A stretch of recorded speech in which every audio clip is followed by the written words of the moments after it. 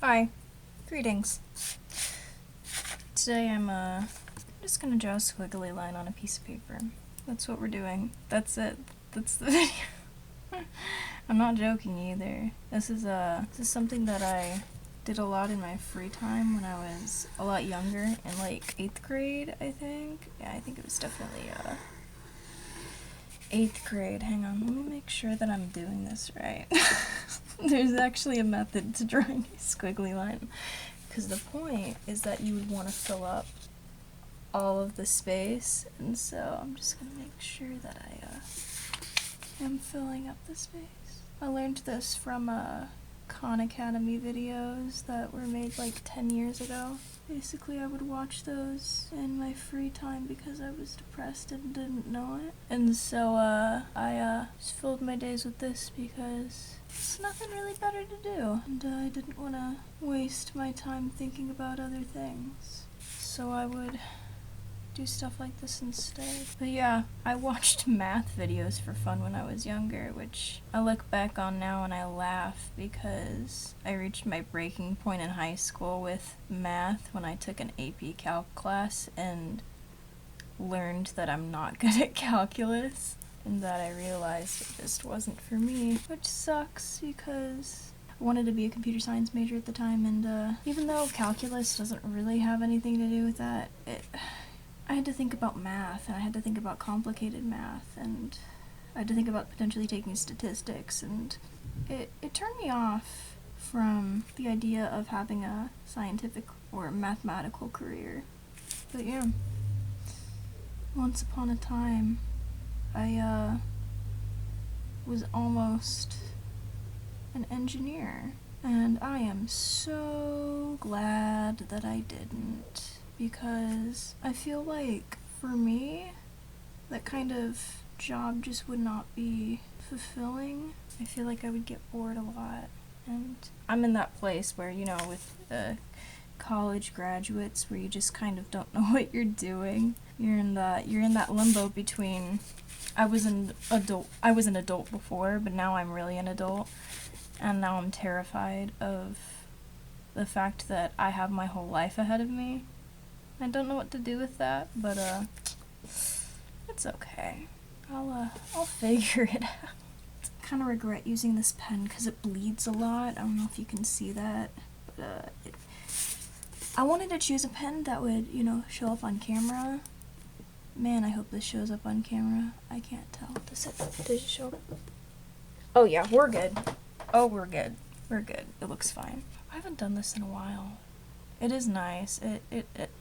It causes you to just kind of focus and not focus at the same time, just kind of letting your brain cells just disintegrate, which honestly, not a bad feeling, because I think a little too much, and I don't really like it that much. So, not thinking is the greatest strategy right now. Ew, that's gross. Don't do that. Oh well. Okay. Okay, it's fine. It's fine. It's fine. It's fine. My brain is just like a cesspool of really stupid quotes. I mean, okay, right now it's super tame, because in my head right now I just have songs from Hadestown stuck in my head, but I usually have some combination of something stupid stuck in my head. Like a couple days ago, for an entire hour on repeat, my brain just kept saying, "Fish want me, men fear me." It wouldn't end. It was nothing but "fish want me, men fear me" for an entire hour, and I just had empty, no thoughts. But no thoughts would be better than what this is. I would love my brain to be head empty, no thoughts. My brain is always on, never dying, never relenting, never giving me a moment of, yes, finally, rest. But no, that's not how my brain works. No, I get to think about the same thing over and over again. Same phrases, same thoughts. And it's different, and it changes. It changes every once in a while, but it's the same thing over and over again. Even if it's an entire song, it's the same phrase, or the same verse, or the same half of a chorus. It's Ooh, it is not fun. I've had Kesha's Die Young stuck in my head, not because I listen to Kesha, though she's an icon. No. It's because I started watching those Sonic fan dub videos where they like voice over the cutscenes of a Sonic game, and they use the song Kesha's Die Young. Now that's all that's in my brain. I cannot get over those dubs. They have been a very welcome source of serotonin in the past month and a half. I will always take something that distracts me from the pains of life.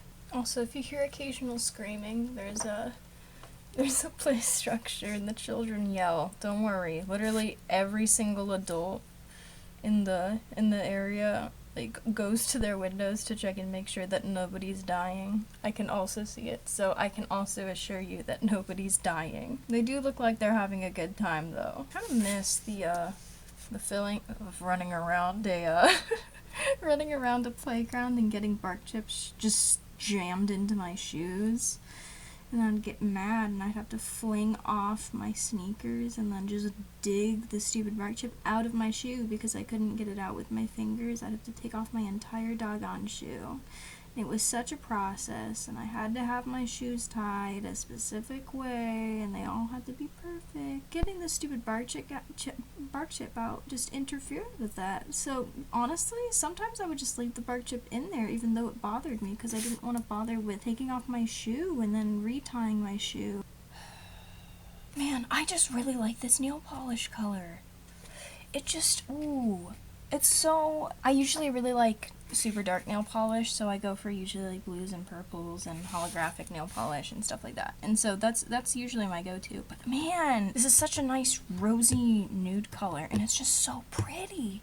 And I just cannot get over it. I don't know why I haven't used it as often. I mean, I know why. It's because it's like this really small bottle of OPI nail polish. I need to see if they have a bigger jar of it, because I would love to buy more of it. I really love nail polish. It brings me a lot of joy. I also have very long nails.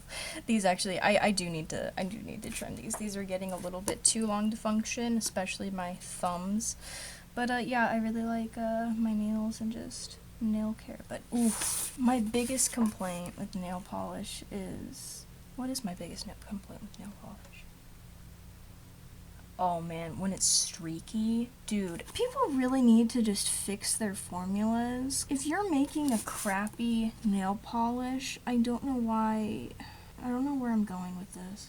You know, I'm trying to teach myself to talk better, which is why I'm doing this, but I just don't know what I'm doing. I don't know what I'm saying, and I don't know where I'm going with my point. So basically, I love nail polish. I don't love every nail polish because some of them really suck. I'm really hard on just everything I own. That includes my nails. And so my nail polish chips so fast. It lasts for like maybe a couple of days and then it just goes down the drain. I painted these yesterday and I'm not looking forward to them falling apart, but oh well. I've also been accidentally chipping my nails a lot because I worked in a kind of customer service job when I was in college. I was using a lot of hand sanitizer and washing my hands a lot, and so it really dried my hands out, really dried out my nails as well, and so it just started chipping so much. And since I'm not at that job anymore and I haven't been leaving the house or anything like that very much, my hands are not as dry as they were before. I also remembered that lotion is a thing that I need to use, and so I started getting I have like a hand lotion right here. It was a gift for my birthday actually. Lavender, rose, and chamomile. Well, that's nice. Anyway, hands. They're very, very important. It has been nice for my nails to get a bit of a break and not break. Get a break from breaking anyway. I used to be like an avid nail biter. I bit my nails so much when I was younger, and then all of a sudden I just kind of snapped out of it. I don't know why. Maybe it was just sheer will, because I wanted my nails to grow longer or something, one day I just stopped biting my nails. I don't even know why, but I just didn't want to do it anymore, and so I just quit. Which, honestly, I feel like is what everybody wants their experience with nail biting to be, but yeah, I have no idea how I stopped. Even the gross tasting nail polish did not stop me. When I was a kid, I was a little gremlin. I just did not care. And I loved painting my nails when I was a kid, too. I actually still have the bottles of nail polish that I had when I was a kid. I think they were Sally Hansen, and it was this, like, little like, plasticky, like, box that had, I think, 5 nail polishes in it. But yeah, I would use this all the time as a kid, but I also bit my nails all the time, and so we got that gross nail polish stuff, and it just didn't work. I just kept biting my nails. I would just bite through the disgusting taste. And then one day I just quit biting my nails. I think it was in like middle school or something like that. I just stopped biting my nails. I don't know what motivated me to just not do it anymore. It's kind of like a switch flip. I don't know. But yeah, my nail biting habit just kind of disappeared. I don't know why, but it's gone now. Oh, that was terrible. Why did I draw like that? Okay, I'm gonna have to draw around this table here. Also, this is scrap paper from it was an extra piece of paper attached to the end of a midterm that I took a couple years ago, so that you had like extra room for writing an essay, and I didn't use it. Basically, I didn't need it. This is what I think of my education. Years ago, where did I think I'd be by now? What did I think I would be doing?